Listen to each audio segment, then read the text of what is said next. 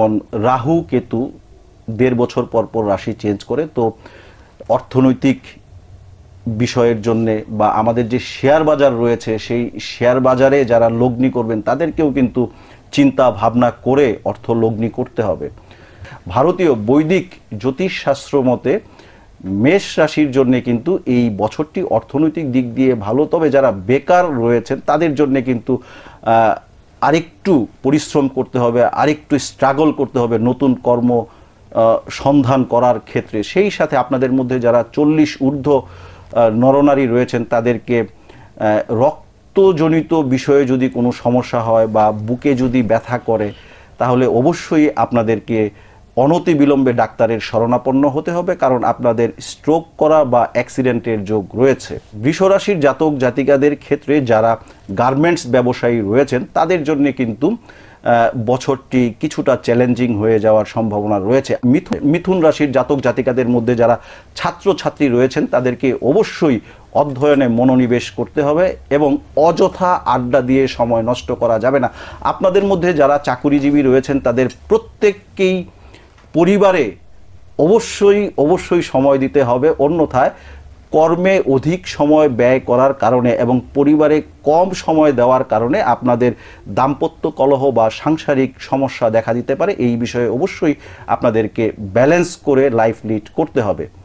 এবারে কর্কট রাশি সম্পর্কে বলবো। কর্কট রাশির জাতক জাতিকাদের মধ্যে যারা প্রবাসে রয়েছেন তাদের কিন্তু গাড়ি বাড়ি ক্রয়ের যোগ রয়েছে এবং প্রবাসী স্টুডেন্ট, আপনি হয়তো খুব ভালো স্টুডেন্ট, আপনি পড়াশোনা করছেন 1 বছর 2 বছর ধরে প্রবাসে, কিন্তু আপনার মনের মতো কোনো পার্ট টাইম জব পাচ্ছিলেন না, এমন যারা রয়েছেন তারা কিন্তু অবশ্যই মনের মতো পার্ট টাইম একটি ভালো জব পেয়ে যাবেন।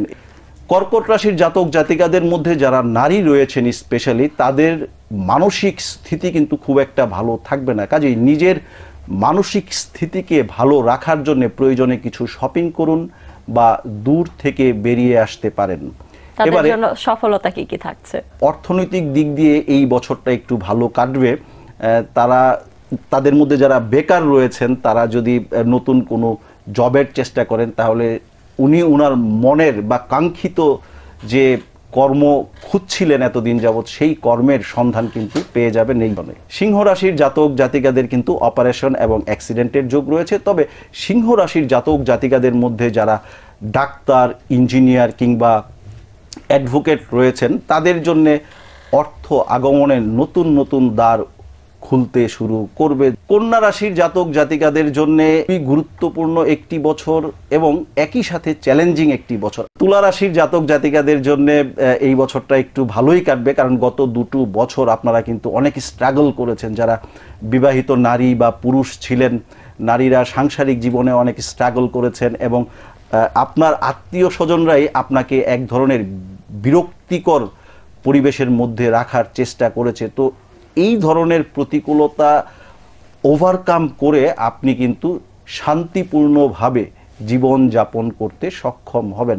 বৃশ্চিক রাশি জাতক জাতিকাদের মধ্যে যদি কেউ প্রপার্টি রিলেটেড ব্যবসার সাথে জড়িত থাকেন বা জমি জমা ক্রয় বিক্রয় এই ধরনের ব্যবসার সাথে জড়িত থাকেন তাদের জন্য কিন্তু বছরটি অত্যন্ত সুফল বয়ে আনবে। ধনুরাশির জাতক জাতিকাদের কিন্তু জাতক-জাতিকাদের জন্য অর্থনৈতিক দিকটা ভালো যাবে এবং যারা ডিপ্লোম্যাট রয়েছেন ধনুরাশির জাতক জাতিকাদের মধ্যে তাদেরকে খুবই বিচক্ষণতার সাথে সিদ্ধান্ত গ্রহণ করতে হবে।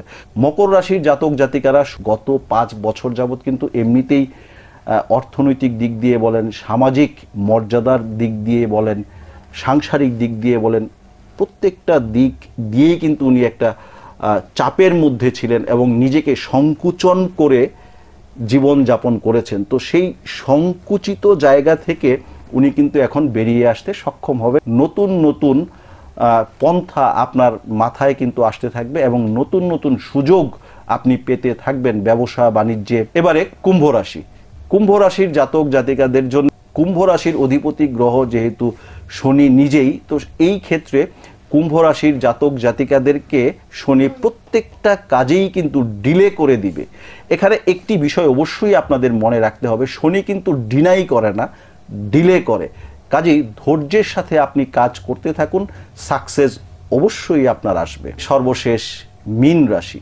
মীন রাশির জাতক জাতিকাদের জন্যও শুভই রয়েছে অর্থনৈতিক দিক দিয়ে, এবং আপনাদের আটকে থাকা বা অনেক দিন যাবৎ আপনি কাজ করে আছেন, কোনো বিল আটকে রয়েছে, কাজ আটকে রয়েছে, সেই আটকে থাকা কাজ আবার নতুন উদ্যমে নতুনভাবে শুরু হওয়ার একটা সমূহ সম্ভাবনা রয়েছে। পুরনো বিল পাওয়ারও কিন্তু সম্ভাবনা রয়েছে। আপনি হয়তো একজনের কাছে অনেক দিন যাবৎ টাকা পাচ্ছেন, টাকাটা দেওয়ার পরেও আপনি সেই টাকা ফেরত পাচ্ছিলেন না, অনাদায়ী অর্থ ফেরত পাওয়ার সমূহ সম্ভাবনা রয়েছে। সেই সাথে আপনি কিন্তু ক্রনিক ডিজিজে ভুগতে পারেন, যেমন সুগার, উচ্চ রক্তচাপ, বাতের ব্যথা ইত্যাদি সমস্যায় কিন্তু আপনি ভুগতে পারেন। এই তো মোটামুটি 12টি রাশি খুবই সংক্ষেপে বলার চেষ্টা করলাম, যেহেতু আমাদের অনুষ্ঠানের সময়টাও সময়ের কারণে আসলে আমরা খুব বিশদভাবে আলোচনা করতে পারলাম না, কিন্তু যেটা বোঝা গেল, ক্ষুদ্র জ্ঞানে যেটুকু বুঝলাম সেটা হলো বিচক্ষণতার সাথে যদি আগানো যায় এবং আরো বেশ কিছু বিষয়গুলোকে মাথায় রেখে কাজের পরিকল্পনা করা যায়, সেক্ষেত্রে অবশ্যই সফলতা আসবে আমাদের সবার জন্য। হ্যাঁ, বিচক্ষণতা অবশ্যই আমাদেরকে সাপোর্ট করে, কিন্তু গ্রহের কুপ্রভাব এমন একটি বিষয় যে কখনো কখনো দেখবেন আমরা কিন্তু পরিস্থিতিকে ওভারকাম করতে পারি না, পরিস্থিতি আমাদেরকে বশ করে ফেলে।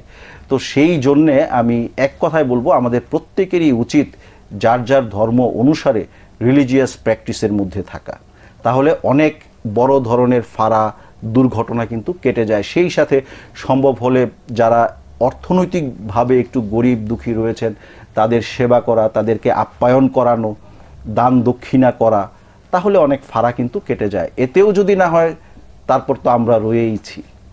অনেক ধন্যবাদ আপনাকে।